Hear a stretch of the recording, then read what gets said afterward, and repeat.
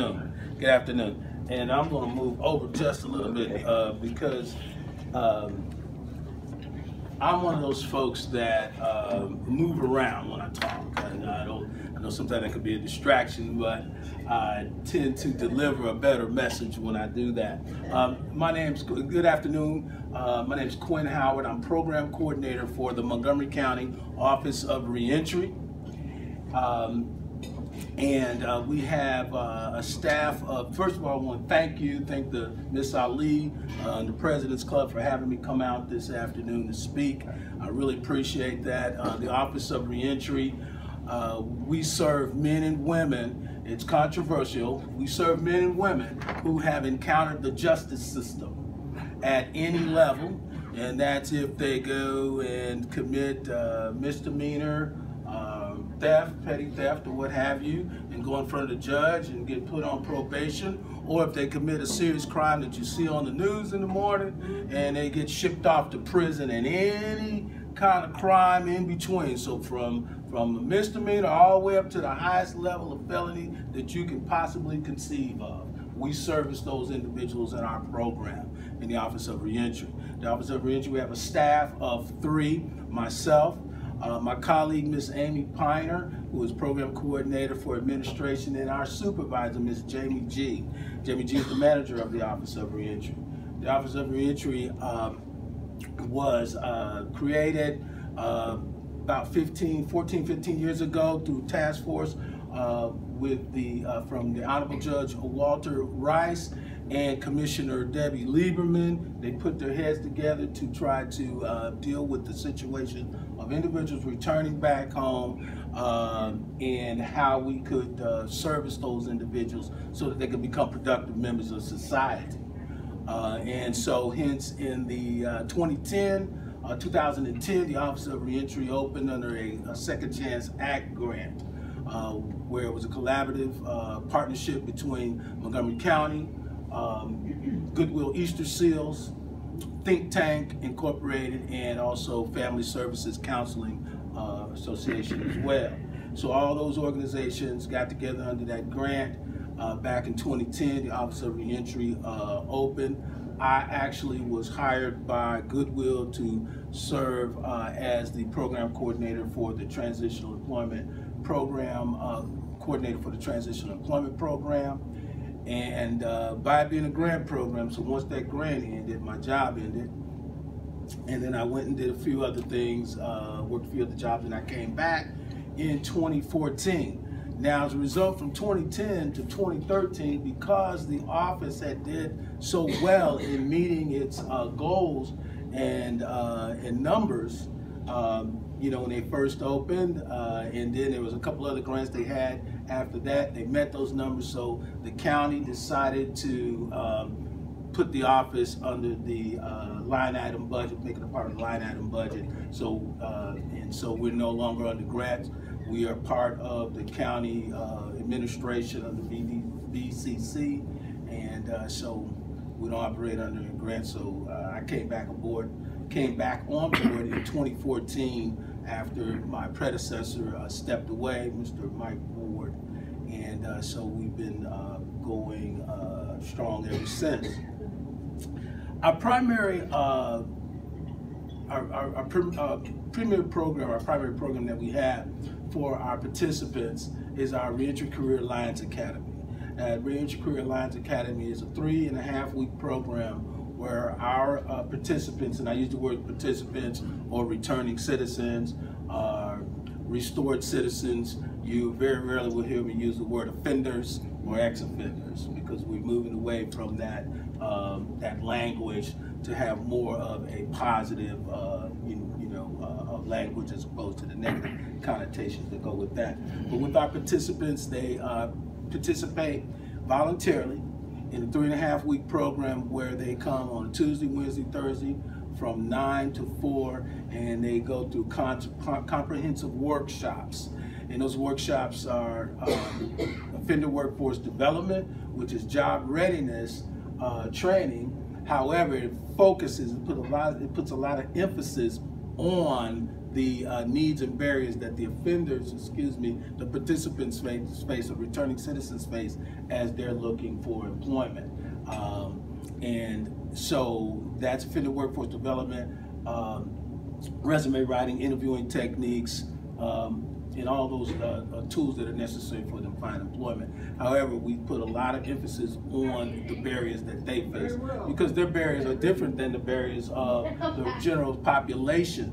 The general population doesn't have those same type of barriers, so their needs are different. So we have to make sure that we focus on those things, and how, number one, is how to address that question during an interview, and also on the application. And so we talk about that and focus on those needs. Myself, my supervisor, and Ms. Piner are certified nationally as offender workforce development specialists by Department of Justice and the National Institute of Corrections. So we've had training over the last few years, so we're certified and specialists in doing that as well. Now, aside from the offender workforce development workshops, we have the majority of the workshops are conducted by our outside partners, because our program is a collaborative effort. So when we look at finance management and budgeting, that's done by Day Air Credit Union, not by me, because my finances aren't in good shape. So we're going to make sure we bring the experts in from Day Air to talk to them about that. We've got the prosecutor's office that comes in and talks about victim awareness. So we want to make sure that our participants are made aware of the victimization that they cause to others, and also maybe some of their own. Some of them have been victims as well, so make sure they identify that. We have cognitive behavior with family services counseling.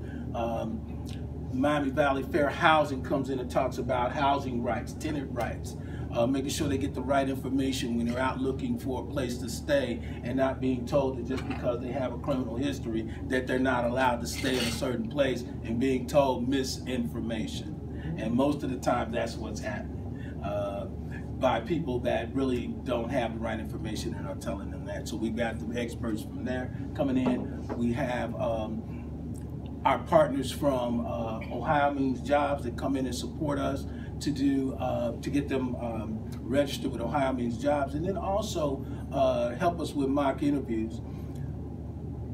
And I'm kind of skipping around because the agenda on that for the class workshops kind of, in that 3-week period. But week 3, Tuesday week 3, they have mock interviews. So we make sure that we build them up to that, give them the workshops and information to build them up to be ready for a mock interview. And we also send them over to Close the Work.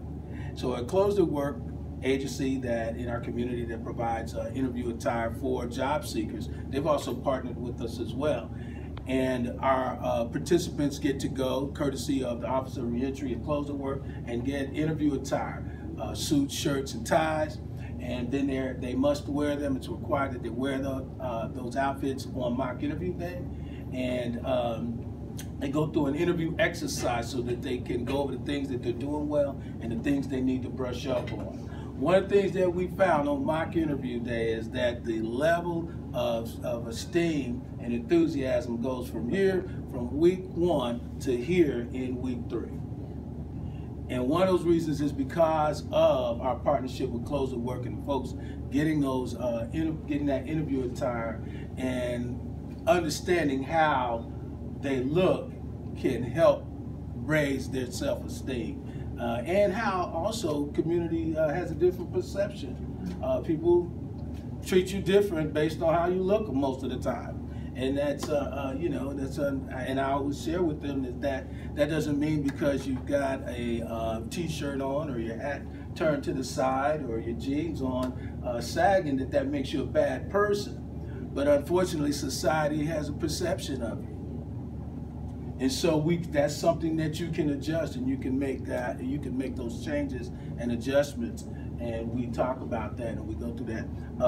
We have victim awareness from the prosecutor's office. I've mentioned that. We have education workshop where we have partners from Sinclair Educational Opportunity Center. Miami Valley CTC comes in and talks to them about educational opportunities. They want to pursue their education or get certification. I got 2 minutes left? Okay. So after they complete the 3.5 weeks, they must take drug screening. We do partner with employers in the community that have partnered with us to make job employment referrals. And with those employment referrals, they must pass our drug screen. Everyone that comes to the program must pass the drug screen and complete all of the workshops in order to get the referral for employment. If they don't pass the drug screen, that doesn't mean that they can't continue to participate. We'll have to just wait a little bit longer until they're able to do that, and then we can make the referral. Or if they haven't completed all their workshops, they have to come back in the next cohort to complete those. And so we that all culminates in a graduation recognition that takes place now over at the County Administration Building. We're actually going to have one on April 29th on Monday. You're all welcome to come to that. Feel free, there's no tickets or anything or no charge. Please feel free to come and support our returning citizens as they transition back to the community. Just real quick, in my own personal story, I'm a returning citizen myself, and I did time in Houston, Texas Department of Criminal Justice.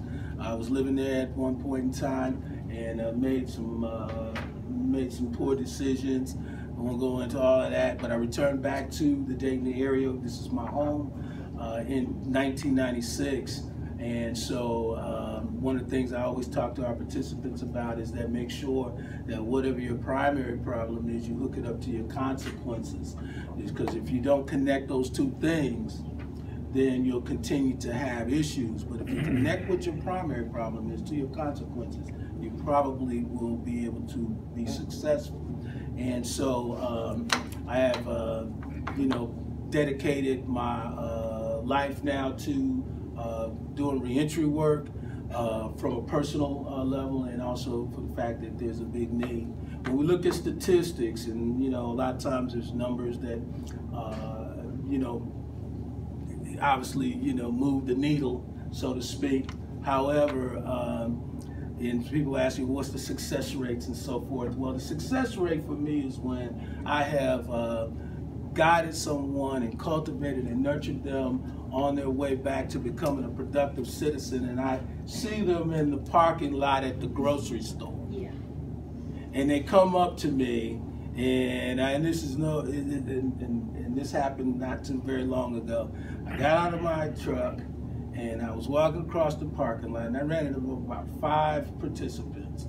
One stopped me, showed me his badge because he's got a job. And I got inside the store, and another one was with his sons, and he was talking about how glad he was, and they was taking him off to Little League football or something, and I ran to another guy, and he had transitioned jobs. So those are the success stories, and they tell you that they've gotten a place to stay now, and they've gotten a home, they've gotten their family back, and those kind of things. That's the real impact. That's the real success stories.